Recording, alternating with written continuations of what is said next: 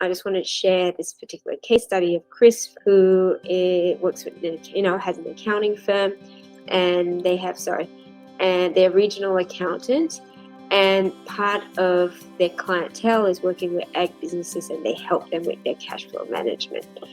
All right. And the key thing that we start to do with them is to identify their critical client flow. And you're like, what is the critical client flow?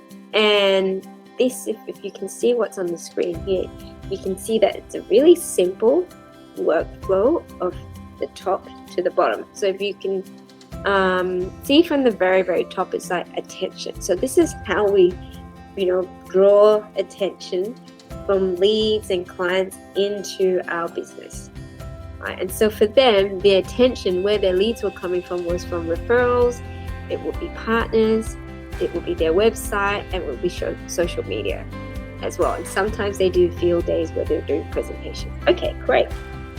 So have a think about your business and think, where are all the channels of where my clients are coming from?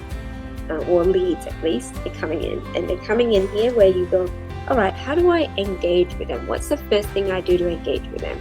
In their case, it was a survey and a video that they were sent out. And then they got into a phone call or an email with someone in the business. Right? And so for you, it might be that you have a discovery call, for example. So someone comes through in your website, they filled in the form, and you get on and give them a quick call, 10, it might be 10, 15 minutes just to qualify them. So that might be where it says engagement, you might have a discovery call, for example, right? Or you might have it in contact. The next part is if they're then qualified, you might have a strategy call, which is the call that you ultimately close them in. So that comes part of your sales. So the next part is sales, right? But then it's sales going, all right, once I've brought this person in, what is the money that's being exchanged? So it may be that you send them, you might send them a quote, you might send them a proposal, or you might just send them an invoice that they pay. So that happens, and then there's a payment that needs to happen. Right, that's the money piece. So you might say issue invoice, client pays. And then the middle part is generally your delivery. How are you doing the delivery? How are you onboarding? And then how are you then executing and delivering that particular service? And the last piece is, if you have to issue a final invoice, going, how do you close off the project?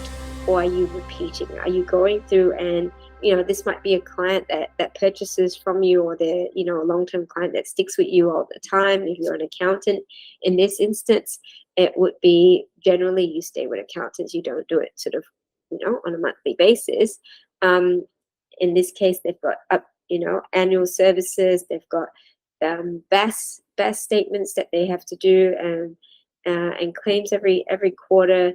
They might have to do a end of financial year tax planning session. So there's things that the accountant is constantly doing that's a repeat. However, if you are more a transactional business where it's a start to finish and that's it, then that's your critical client flow that you start off with.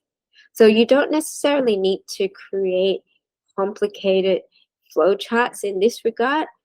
For the purposes of this initial, it's that high level. What is the main service or product that I'm selling, right? And create the critical client flow